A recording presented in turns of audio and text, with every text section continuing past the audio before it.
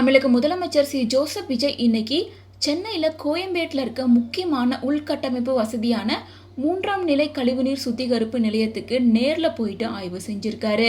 மேலும் சென்னையில் பரவலாக மழை பெஞ்சிட்டு இருந்தாலும் கையில் குடப்பிடிச்சபடியாக ஆய்வு செஞ்சிருக்காரு. சென்னை பெருநகர குடிநீர் வழங்கல் மற்றும் கழிவுநீர் அகற்று வாரியத்தின் மூலம் கோயம்பேட்டில் இயங்கிட்டு இருக்க இந்த ஆலையோட உள்கட்டமைப்பு வசதிகள், ஒட்டுமொத்த செயல்பாடுகள் மற்றும் செயல்திறன் குறித்து நேரடியாக தீவிரமாக ஆய்வு செஞ்சிருக்காரு.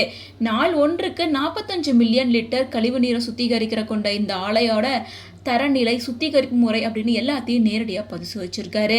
இந்த ஆலையில் சுத்திகரிக்கப்படுற நீர் தொழிற்சாலை பயன்பாடு, ரயில் பெட்டிகள் சுத்தம் செய்தல், மருத்துவமனைகள், வணிக வளாகங்கள் மற்றும் இதர பயன்பாடுகளுக்கு விநியோகிக்கப்படுது.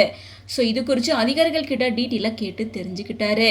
சென்னையில் பெருகி வர மக்கள் தொகைக்கு ஏற்ப நகரின் நிலத்தடி ஆதாரங்களை பாதுகாப்பதிலும் கழிவுநீரை அதிநவீன முறையில் மறுசுழற்சி செய்து பயன்படுத்துவதிலும் அரசு தீவிரமாக கவனம் செலுத்திட்டு இருக்கு.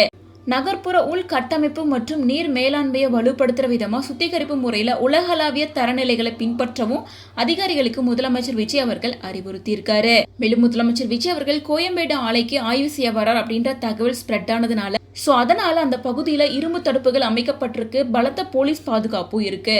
ஆய்வை வெற்றிகரமாக முடிச்சுட்டு போகும்போது மழை அப்படின்றதுனால தனக்காக காத்துட்டு இருந்த பொதுமக்களை நோக்கி கை காமிச்சு வாழ்த்துக்களையும் தெரிவிச்சிருக்காரு. ஸோ இவரோட இந்த வீடியோ தான் இப்போ சோஷியல் மீடியா முழுசும் வைரல் ஆகிட்டு இருக்கு.